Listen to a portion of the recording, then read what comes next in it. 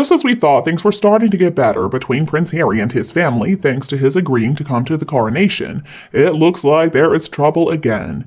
In new court papers that were filed by the Duke of Sussex last week in London, he claims that his father's staff stopped him from pursuing litigation against the Sun newspaper for phone hacking. Harry alleges that this was done in an attempt to protect the King and Queen's relationship with the British press. Sources say that the King is absolutely devastated that Harry has thrown him under the bus yet again, and only a few days before the coronation. But maybe he's going to find an unlikely ally in the form of Harry's evil wife, Meghan. Of course, Meghan is not going to be coming to the coronation that's going to occur on May 6 in Westminster Abbey, but sources have claimed a new idea that Meghan is planning a visit to London this week to try and patch things up with her father-in-law. In the past 2 weeks, the change in Meghan has been dramatic, says one source. All of a sudden, she won't hear a bad word about the king. Reportedly, Meghan plans to stay a single night at Nottingham Cottage at Kensington Palace. That's where she once lived with Prince Harry, and she wants to drop in on the king at Clarence House.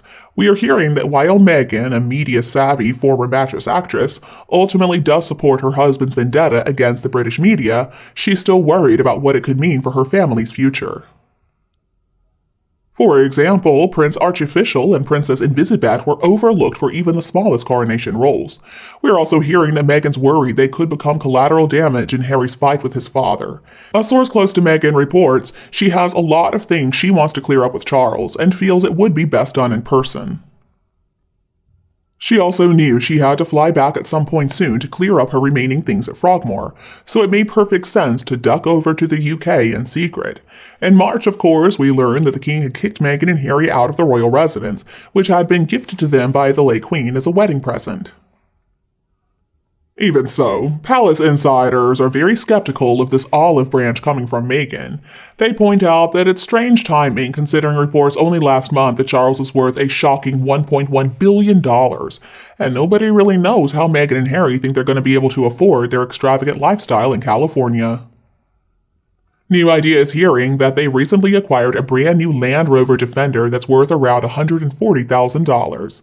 We have also heard from multiple sources that they are trying to upgrade their $20 million mortgage Montecito McMansion. They want to get some new home in the more secure Hope Ranch neighborhood. Alarm bells are going off about the timing of this new, amenable Meghan, reports one well-placed source. So this is most likely just a calculated PR stunt that has been planted in Harry's mind by his narcissistic wife Meghan. Harry is trying, but also failing to resurrect his mother's memory of the public icon that she became.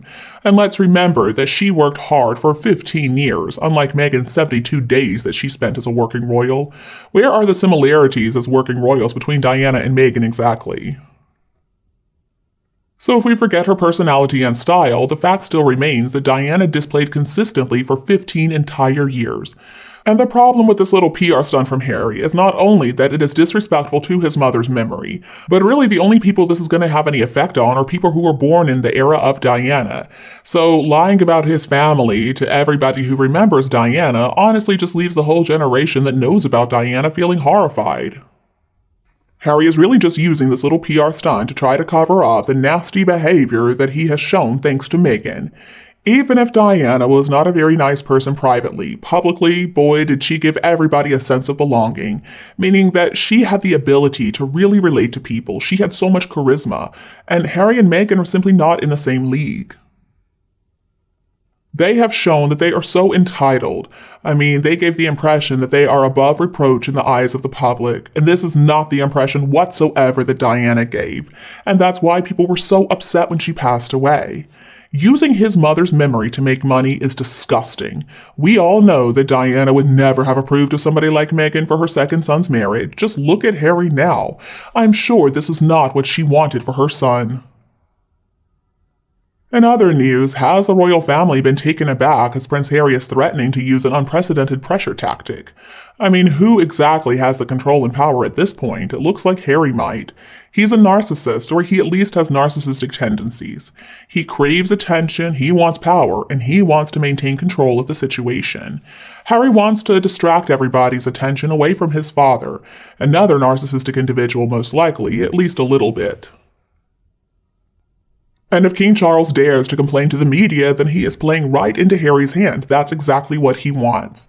So Harry erupts not by guilt or regrets, but by laughter and joy. I guess it's a pretty nice place for him to be.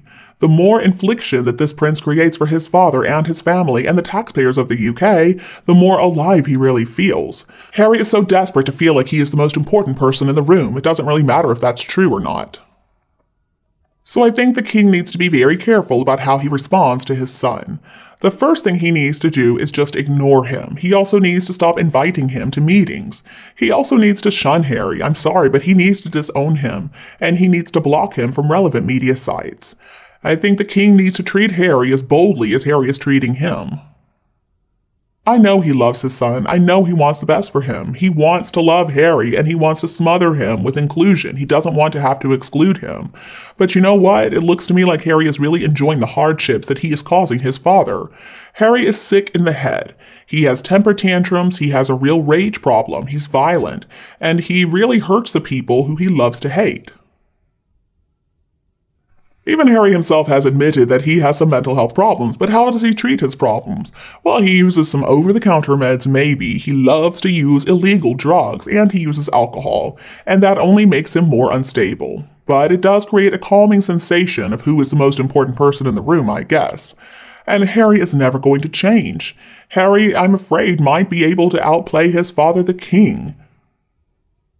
So in conclusion, the king does have the power, he does have the control, and he controls the narrative of this story, not Harry. So the king will continue to stay silent, he will act like a professional, and he will perform his role as king. And most importantly, he needs to love Harry from a distance. He does not need to allow Harry to get close again. That is love, where boundaries need to be set, rules need to be established, and expectations need to be clear. But the king needs to own his power, just like his sister Princess Anne has done. I mean, I would be furious. I wouldn't just be annoyed if my family were dragged through the mud by somebody who has been given everything since he was a baby. Everything to encourage him to make a positive difference in this world. But instead, Harry doesn't want to make a positive difference. He just throws out very private information about members of his own family, and at the same time, he demands that he and his own little family be given everything they want, including privacy. Boy, Harry and Meghan are the biggest hypocrites in this world. Harry is disgusting. I'm just glad that he's not related to me. His Majesty needs to figure out that sometimes love cannot conquer all. It's just not enough. He has tried to treat Harry lovingly. He's tried to be gentle, but it's not working. Now I'm afraid it is time for him to step up and show some tough love. It's time for the king to make some tough decisions, and I know it's not going to be easy, but I'm sure he can do it.